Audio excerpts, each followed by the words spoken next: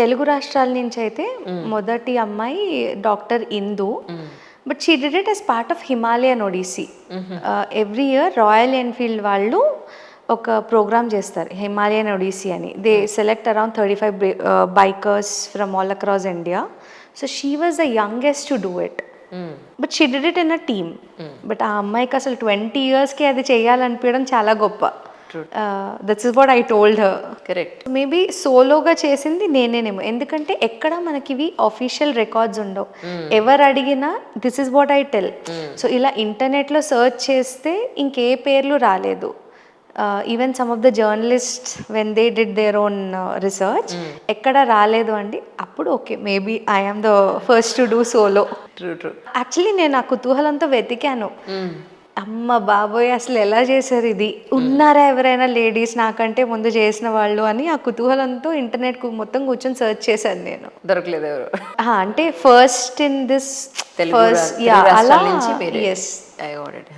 కానీ ఎంక్లమైజేషన్ గురించి కొంతమందికి తెలియాలి. ఎందుకంటే మేము వెళ్ళిపోతాం, ఏం కాదు, మేము జిమ్ చేస్తున్నాం లేదా మేము ఫిట్గా ఉన్నాం వెళ్ళిపోవచ్చు అని అనుకునే వాళ్ళు చాలామంది ఉంటారు.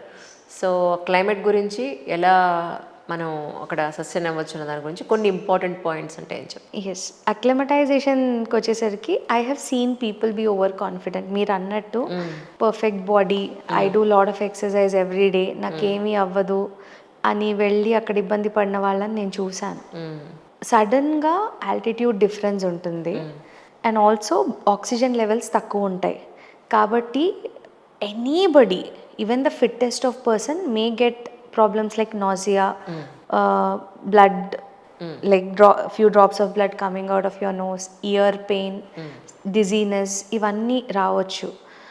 The best way to plan to reach Leh or Ladakh is travel from Srinagar or Chandigarh, Manali.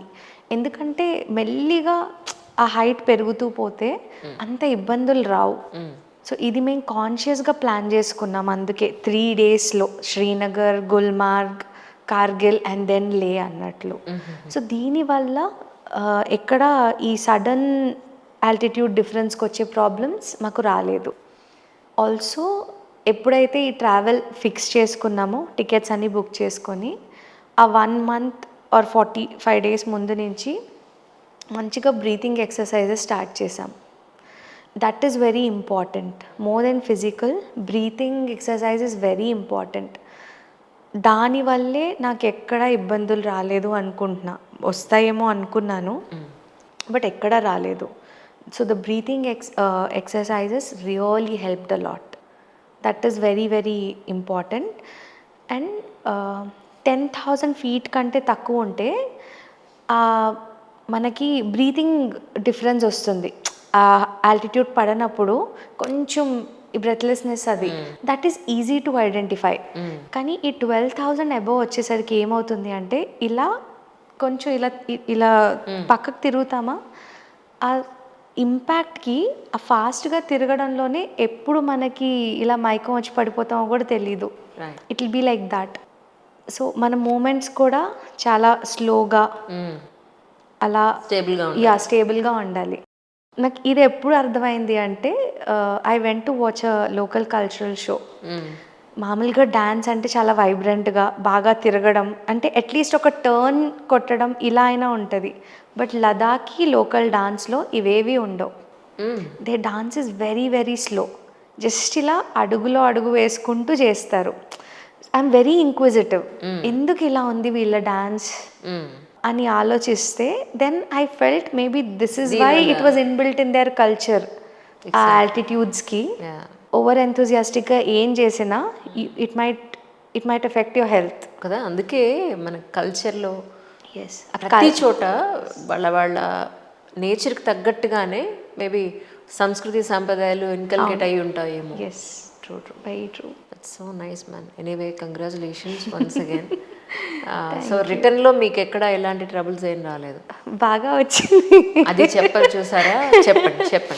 నేను ఎంత ప్రిపేర్డ్గా వెళ్ళినా ఆ లో ఆక్సిజన్ లెవెల్స్ వల్ల అండ్ ఆ కోల్డ్ విండ్స్, ఎందుకంటే ఇంకా ఆ హైట్ తర్వాత కొండలు కూడా ఏమి ఉండవు కదా, చాలా కోల్డ్ విండ్స్ వస్తాయి అక్కడ. దానివల్ల ఈ రైట్ హ్యాండ్ నాకు జామ్ అయిపోయింది, ఓ మై గాడ్, నంబ్ అలా అయిపోయింది. పట్టుకుని ఉండాలి. బా, అప్పటికి 2 layers ఆఫ్ గ్లవ్స్ వేసుకొని ఈ వార్మీ పౌచెస్ అని వస్తాయి, అది పెట్టుకున్నా. అది వేడిగా ఉంచుతుంది, అయినా ఏది పని చేయలేదు అక్కడ వెదర్కి. సో కింద ఉన్నప్పుడు అన్ని ఫోటోలు అనుకుని వెళ్ళా. రీచ్ అయ్యేసరికి హ్యాపీనెస్ కంటే షివర్ అయిపోతున్నా ఆ చలికి. సో ఎదురుగుండా ఒక క్యాఫెటేరియా పెట్టారు, నాలాంటి జనాలు వస్తే కొంచెం కాఫీ తాగి దెల్ వార్మ్ అప్ దెమ్సెల్వ్స్ అని.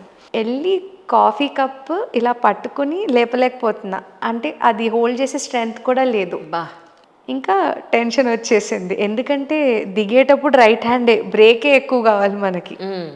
అప్పుడు ఇంకా అయిపోయింది మన పని అని కొంచెం ఆ టెన్షన్ అయితే వచ్చింది.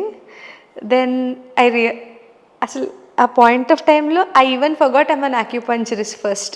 ఈ టెన్షన్కి తర్వాత okay I'm an acupuncturist, I should be able to help myself అని నా పాకెట్లో బేసిక్ మెడిసిన్స్, ఈ రైడర్ జాకెట్స్కి చాలా పాకెట్స్ ఇస్తారు, బేసిక్ మెడిసిన్స్ అన్నీ ఎసెన్షియల్స్ అన్నీ పెట్టుకొని వెళ్ళాను అనమాట. సో నా నీడిల్స్ ఉంటాయి, అవి తీసి సో మెయిన్ పాయింట్స్లో గుచ్చుకొని ఓకే కొంచెం బెటర్ మూమెంట్ ఉంది అని అనిపించి అప్పుడు ఐ స్టార్టెడ్ బ్యాక్.